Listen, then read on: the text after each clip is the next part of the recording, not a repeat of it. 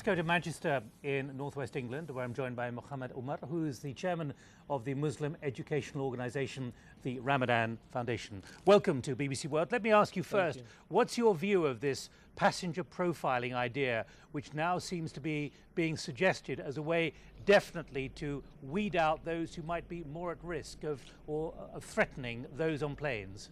I mean, first of all, let us say that our position is very clear, that if these individuals committed such an act of plotting to commit mass murder, and then what we would say is let the police finish their investigations and let's see what happens. In regards to what you're saying, we welcome the security that the police want to implement at all airports generally, because the security of anybody of this country includes the security of Muslims who are law-abiding citizens in its majority.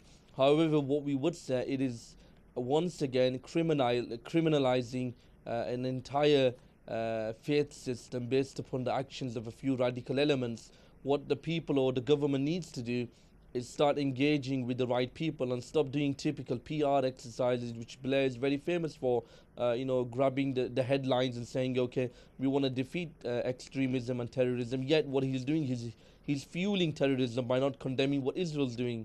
So not unless we start addressing the issues of foreign policy, we will not be able to get rid of this evilness. Of course, let me put it to you that the Home Secretary and the Foreign Office Minister, Kim Howes, have both rejected that analysis as there is no connection, a serial misjudgment by the Muslim they'll community. always say that. I mean, Tony Blair is the only person in the world, I don't know what's up with him. I don't know if he needs a brain check, but everybody in the world believes that 7/7 was connected to the foreign policy in Afghanistan and what's happening in Iraq. Not unless the government starts to identify and realize the reasons why these people are doing certain things. I mean, for example, Mohammed Sadiq Khan, who was one of the leaders who committed this evil act on the 7th of the 7th, he clearly stated and illustrated when it was broadcast on Al Jazeera that the reason he did this was because of what's happening in Iraq. What we're saying to the Prime Minister, yes, we will engage with you, we want to work with you, we want to sit with you, we want to advise you, but why is it after the 7th of the 7th, when the government did a typical PR exercise,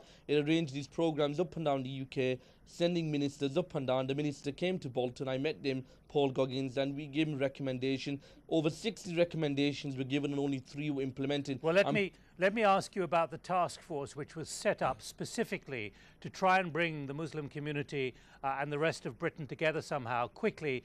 Is that making any progress? It isn't at all, unfortunately. It just, once again, a typical Labour Party or typical Blair grabbing the headlines, it has no substance at all. Not unless we start engaging with the right people, the people on the ground, not unless we start engaging with the Muslims, not look at the Muslims as criminals, but as victims. We've been victimized by the actions of these people.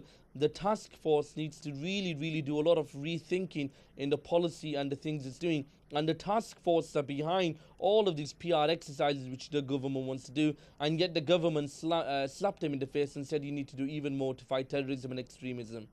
Mohammed Umar, who is chairman of the Ramadan Foundation, thanks for joining us from Manchester Thank you very Northwest much. England.